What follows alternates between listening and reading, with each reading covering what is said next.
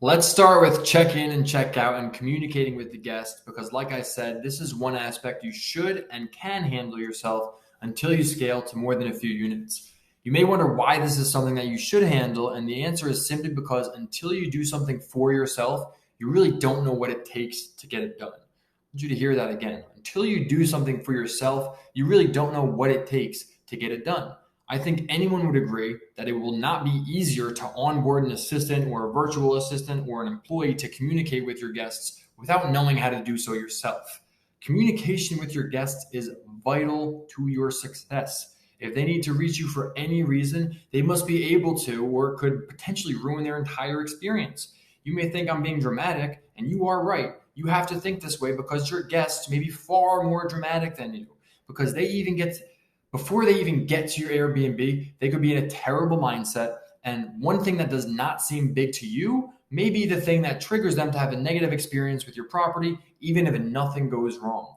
My point is, in order to know how to get good reviews and see what people like and don't like, and what separates a good experience from a bad one, there are some things that you have to know by doing. And one of them is communicating with your guests throughout the check-in process and throughout the checkout process.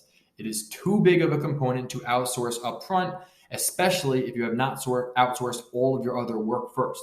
It should really be the last thing that you outsource from everything is the communication with your guest. Because like I said, it's super important. You need to know how to do it, and it's very easy for you to do upfront. What I can tell you about this process is that your goal is to never have to physically communicate with the guest. As you go on, you will have to answer questions from guests, and the best way to succeed with your goal of never having to physically communicate with your guest is to take the answers to the questions that they ask and include them in your automated messaging. Over time, you will get fewer and fewer questions until you have none left. We have a pretty great set of templates for you to start with that will do a really great job. They automatically pull in data like we described in the earlier lessons, so as long as your listings are up to date and check-in instructions are input, you will not have to adjust the template much already, and you'll be very limited with how much time you need to communicate at all. It would be helpful to always monitor the messages and look for opportunities to jump in with another personal message or to answer questions that can't be answered by automated messaging. You don't want to leave someone on red with an automated message that doesn't answer the question. It also would be wise to compile a list of frequently asked questions as time goes on.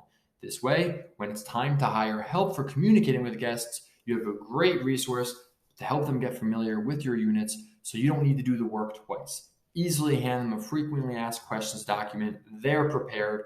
We'll get more into that when we talk about hiring a virtual assistant. But for now, the point of this lesson is I want you to understand that you need to be communicating with your guests first so you can understand how to do it, so you can teach other people how to do it up to your standards. If you don't do it, you're never going to know what those standards are, and you're never going to be able to enforce those standards because you don't know what they are. You don't know something until you do it and succeed with it. So make sure you're communicating with your guests up front, and when the time comes, you will know when it's time to outsource.